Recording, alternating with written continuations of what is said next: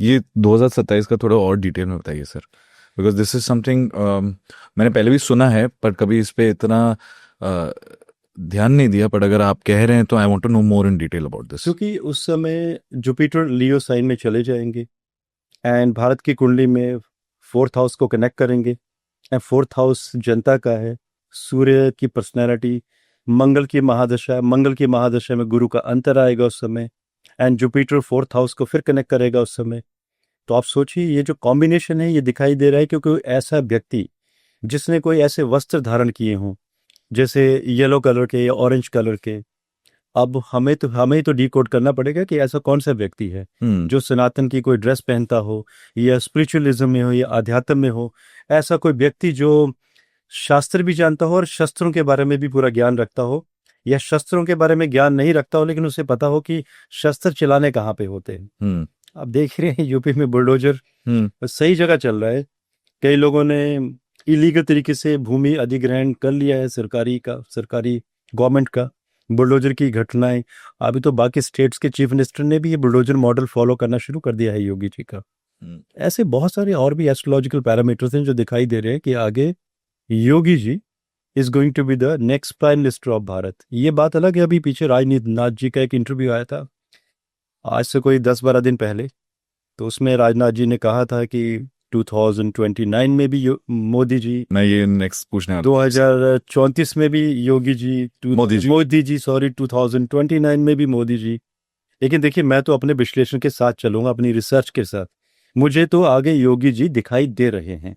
अब कई लोगों के ये भी क्वेश्चंस होंगे कि वो आज तैयार नहीं है being a prime minister. I do agree, अभी उन्हें बहुत काम करना बाकी है अपनी, क्योंकि जब आप एक देश को रिप्रेजेंट कर रहे हैं, वो भी भारत जैसे देश को, उन्हें अभी और मेहनत करनी पड़ेगी कि ब्यूरोक्रेट्स को हैंडल कैसे करना है, किसी दूसरे देश में जाएंगे तो किस तरह से कन्वे करना है भारत के बारे में। यस, लेकिन कॉम्बिनेशन दिखाई दे रहे हैं उनकी कुंडली में कि वो मेहनत करेंगे भी और सक्सेस भी मिलेगी उनको। और कई लोग तो ये भी कहते हैं कि राहुल गांधी जी भी बन जाएंगे। देखिए मैं ये नहीं कहता कि उन्हें नहीं बनना चाहिए, लेकिन उनके कॉम्बिनेशन नहीं दिखाई देते हैं, प्लानिटरी कॉम्बिनेशन योग है ही नहीं उनकी कुंडली में, केमुद्रम दोष बना हुआ है। लेकिन जब जब भी उनका जुपिटर पावर में आता है, कांग्रेस उस राज्य में सत्ता में आ जाती है। तो राहुल गांधी जी की कुंडली में ये योग बने हुए हैं।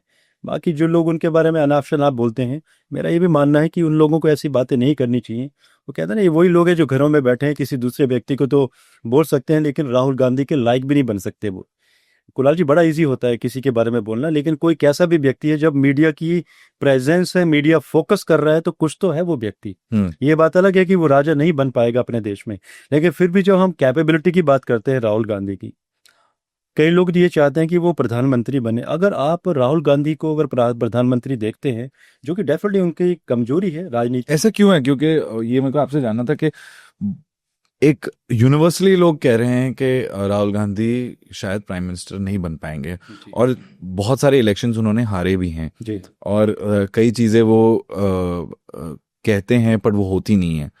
तो ऐसा क्यों होता है? ऐसा आपको क्या लगता है, राहुल गांधी का फ्यूचर क्या है? देखिए राजनीति में वो बने हुए हैं, 2030 के बाद उनके लिए मुश्किलें बहुत ज़्यादा बढ़ जाएंगी, क्योंकि कांग्रेस का पतन दिखाई दे रहा है 2030 के बाद। जो कांग्रेस का मैंने चार्ट देखा हुआ है, और ये भी मैंने 2019 में वीडियो दिया था कि 2030 के बाद कांग्रेस को बहुत स्ट्रगल करना पड़ेगा राजनीति में। और राहुल गांधी, उनकी अपनी कुंडली में योग बने हैं कि जो डायनेस्टी चलती जा रही है उनके पीछे से, उसको वो कंटिन्यू नहीं कर पाएंगे। या जो इनकी माता जी ने किया था कि एक किंग मेकर की भूमिका में थी वो, और आगे मनमोहन जी सिंह जी को आगे कर दिया, सत्ता खुद चला रही थी, पूरी दुनिया जानती है। अगर ये कुछ इस तरह से भी कर लेते या प्रधानमंत्री का चेहरा बनने की कोशिश नहीं करते, तो फिर भी ये नहीं कहूँगा कि प्रधानमंत्री बनते थे, थोड़ी सी पावर में फिर भी रहते थे। क्योंकि अभी तो कहते हैं ना, सीट्स चिनती जा रही हैं, हर राज्य में इनका संघर्ष बढ़ चुका है। जिन पार्टियों के साथ, जिनके साथ ये हाथ मिलाना पसंद नहीं करते थे, उनके साथ वो कहते हैं ना कि चड्डी बड्डी यार, एक प्लेट में खाना भी पड़ रहा है उन लोगों को। सिमिलर कॉम्बिनेशन एक और बताता हूँ आपको, महाराष्ट्र की कुंडली।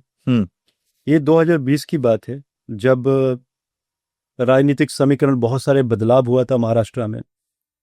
उस समय मैंने वीडियो दिया था उद्धव ठाकरे जी के बारे में। मैंने कहा था कि इन्हें फ्रंट एंडिंग नहीं करनी चाहिए, जो इनके फादर साहब ने जो डायनेस्टी चलाई थी, बाला साहब ठाकरे जी ने, कि पार्टी कोई भी आ जाए मुंबई में, चाहे बीजेपी हो चाहे कांग्रेस हो, देखिए सत्ता बाल ठाकरे जी की चलती थी उस समय। जो वो कहते थे होता वही था, चाहे कोई भी पार्टी आ जाए। शिवसेना की बात चलती थी, पार्टी कोई भी राज कर रही हो।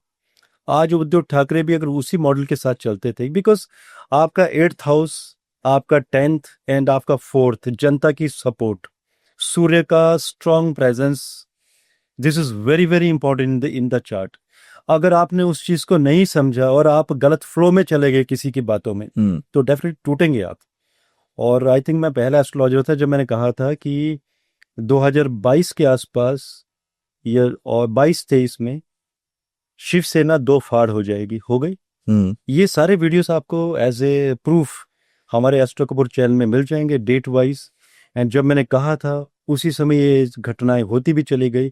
तो मैं एक कॉम्बिनेशन बता रहा हूँ आपको, one after the other, because that's a part of research, कि जब हम कहते हैं कि योगी जी प्रधानमंत्री बनेंगे, राहुल गांधी जी नहीं बन पाएंगे, या उद्धव ठाकरे जी का पतन होगा, तो ये क्या एक सीरीज ऑफ केस स्टडी है, कॉम्बिनेशन है। अब जैसे राज ठाकरे जी की बात करूं, he is a very strong politician, very intelligent, absolutely. इनका जो सेकंड हाउस है, द हाउस ऑफ कम्युनिकेशन, ऐसे लीडर होना बहुत मुश्किल है आजकल के समय में। गलती कहाँ पे की उन्होंने? पार्टी का नाम गलत रख दिया, ज्योतिषियों से सलाह नहीं ली कि कोई ऐसी पार्टी बना दे जिसका एक ऐसा नाम हो जो नेशन को कनेक्ट करे। ये जो इन्होंने मराठी मानुष और एटसेट्रा, ये जो कॉन्सेप्ट लेके आ गए, he should have come out of it. उनको देश की बात करनी चाहिए थी। अगर वो कर लेते तो आई शुड हैव सेड कि 2025 में, 24 में, जो भी अभी इलेक्शन हो रहे हैं महाराष्ट्र में, आज भी नहीं, अगर आगे भी अब महाराष्ट्र में इलेक्शन होंगे, he can be the next chief minister. बल्कि सुप्रिया सुले जी की बात करूं, very deadliest combination she has in her chart, and she is going to be the chief minister of Maharashtra in the coming time. वो मैं आपको कॉम्बिनेशन जरूर बताऊंगा कि बनेगी कब। उनकी कुंडली पे भरपूर रिसर्च चल रही है मेरी। क्योंकि देखिए, अगर आप ग्रहों की बात नहीं सुनेंगे, क्या है मराठी मानुष? पहले तो हम भारतीय हैं ना, मराठी। मैं तो हिमाचल का पहाड़ी हूं, मैंने कभी कहा ही नहीं कि मैं पहाड़ी हूं। पहले तो हम भारत के हैं कुणाल जी, वी आर द इंडियन, भारतीय हैं हम लोग। ये तो राज्यों की बात तो बाद में आती है, फिर तो आप अपने डिस्ट्रिक्ट, अपने घर के बारे में सोचते हैं। ये तो देश की बात होगी ना। अब महाराष्ट्र में लोग आ रहे हैं बॉलीवुड में, तो पूरे भारत से आ रहे हैं, पूरे इंडिया को रिप्रेजेंट कर रहे हैं, उन्हीं की वजह से बॉलीवुड चल रहा है। तो पूरे देश की बात करेंगे ये लोग, तो डेफिनेटली सत्ता में भी बने रहेंगे।